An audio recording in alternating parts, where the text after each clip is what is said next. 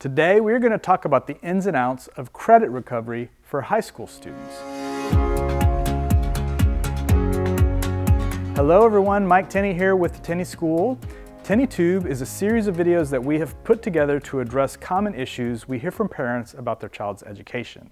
In today's episode, we're going to talk about the ins and outs of credit recovery.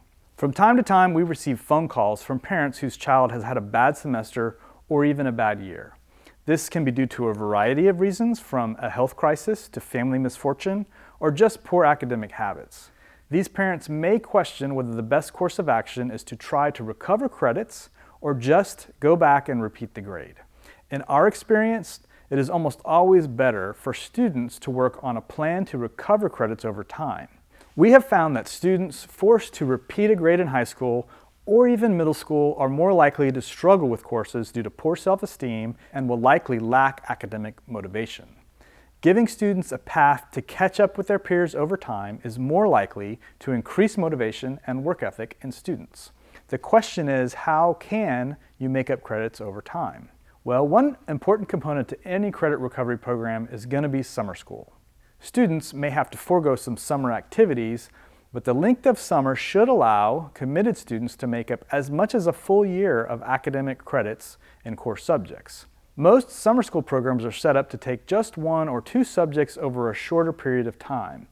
This type of school schedule allows for students to stay motivated and organized to complete credits quickly. The confidence gained in a successful summer program can have a lasting impact on a student's motivation to get back on track in the longer fall semester. In addition to summer courses, students ready to take on more work can recover credits through an overloaded schedule during the semester. Instead of taking the typical 7 courses in a semester, students can take 8 or even 9 courses. This must be done carefully so as to not overwhelm a student, but is another tool to get students caught up on credits over time. If students are not in a school where additional courses can be added, they can complete additional credits through accredited online schools, local community college courses, or a small private school like ours.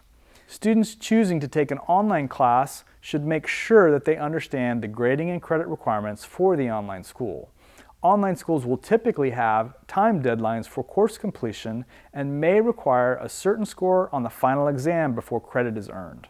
Parents should be careful to make sure that outside courses are taken from accredited schools to make sure the credits will transfer back to the school of record for the student. One final point to cover is graduation requirements. Graduation requirements will include requirements for credits, as well as lists of specific courses that are required.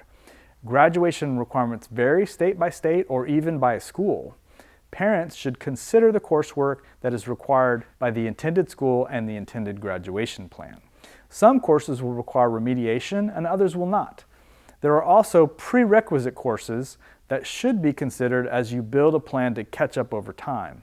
It's heartbreaking to chart a course to graduation only to find that you will not get there in time later. We hope that you have found this episode of TenneyTube helpful in covering the ins and outs of credit recovery. Please leave a comment below or a question if you have a more specific topic that you would like to cover about credit recovery.